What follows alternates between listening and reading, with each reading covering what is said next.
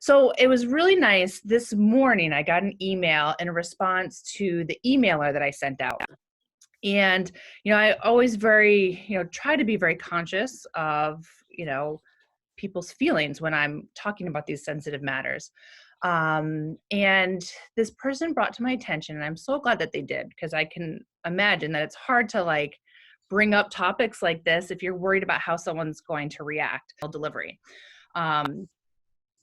However, it's not the only reason. I mean, you can still have prolapse even if you have a cesarean delivery, if you consider the weight of carrying the baby, and if you pushed, if it was a scheduled C-section, or if you tried to have a vaginal delivery and then ended up going to a C-section. So all those things, like any time spent with downward pressure, could be potential risk factors.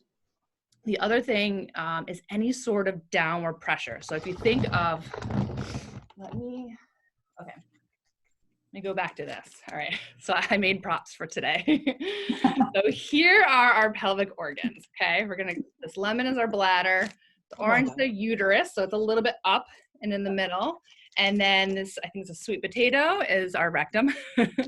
So this Ziploc bag is our connective tissue and our fascia. And this, before gravity happens and life happens, we've got this nice sealed up bag of connective tissue and some rubber bands holding it in place. So what definitely can happen with child delivery or pregnancy, or even chronic constipation, any sort of chronic downward pressure on this system.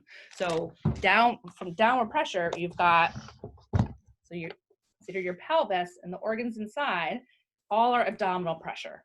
Anything that's happening up here, anything that's forcing pressure downward repetitively, is going to put wear and tear and strain on those structures. So any sort of high intensity sports and fitness, heavy lifting, repetitive lifting, chronic constipation. So if you are constantly holding your breath and bearing down and straining to have a bowel movement on a regular basis, that's constant pressure on that connective tissue, on that system.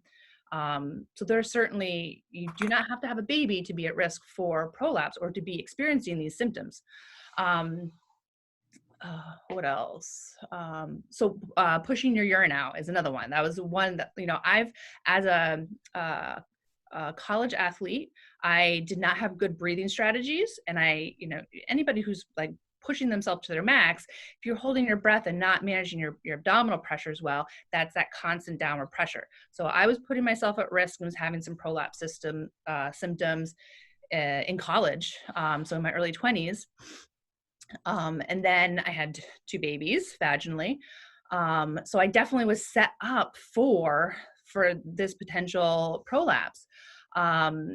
But the good thing is that I was able to get the information soon enough to be able to start to undo my bad habits and to start to protect and keep myself from getting to a point where it was not manageable.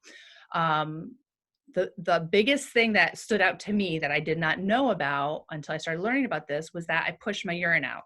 So I talk about this all the time because I think it's a very common mistake that people make. We're always so busy and we don't know that there's anything wrong with it until we hear about it.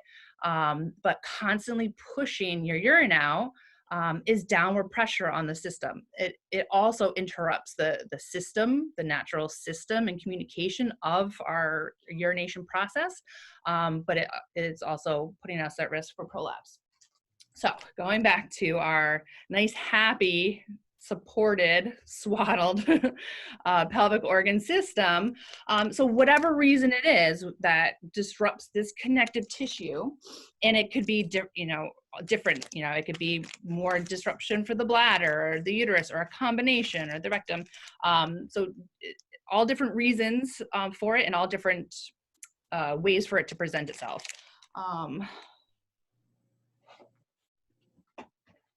I had a pair of scissors, but so if, say we have a little bit of weakening of the structure, Okay, we may not even be aware of this happening, but so now this kind of uterus that's up above has kind of shifted down and back a little bit, or the rectum could start to shift forward, or the bladder can, and here, this space is the vaginal tube, if you imagine like a tube coming through here.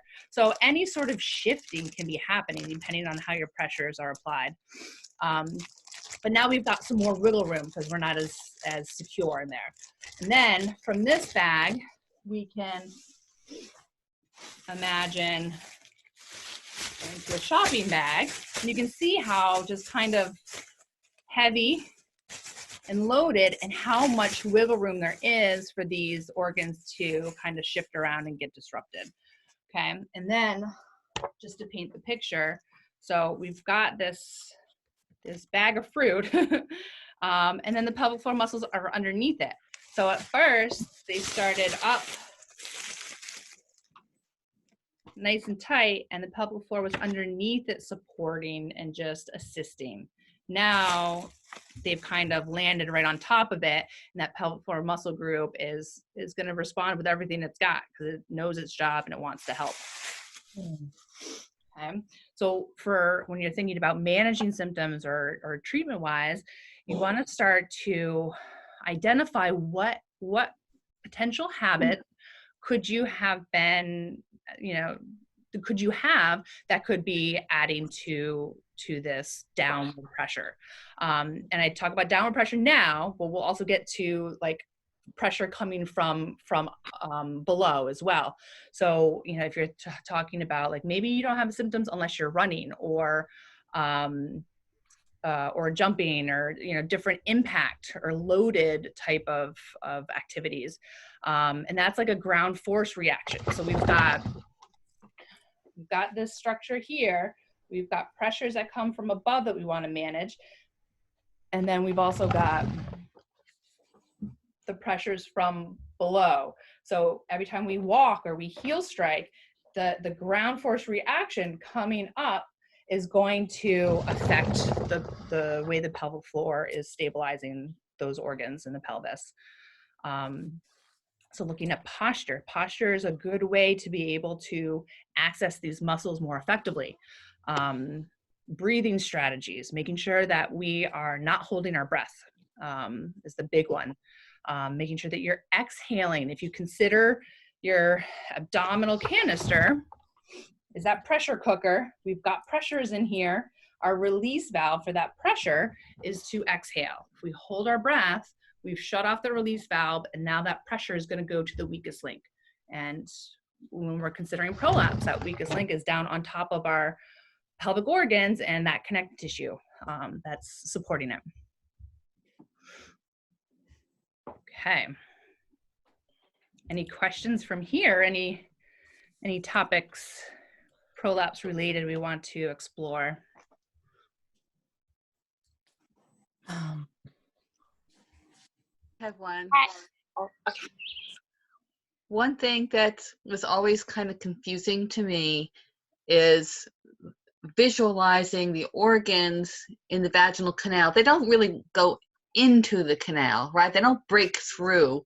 It's like leans into it, and the canal kind of, I'm trying to visualize the organs and the vaginal canal.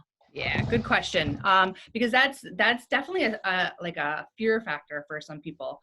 Like I said, earlier, I wanted to make sure that I better supported and the idea that this is not like the end of the world, that this is stuff that we can totally support and live with and live fulfilled with. And the one concept I think that really, really can scare people is that, oh my God, am I touching my bladder? Is that my bladder that I'm seeing coming out of my body? And it's not. So if I had a sock, I should have brought a sock, that would be a better way, but let's see if I can look at this.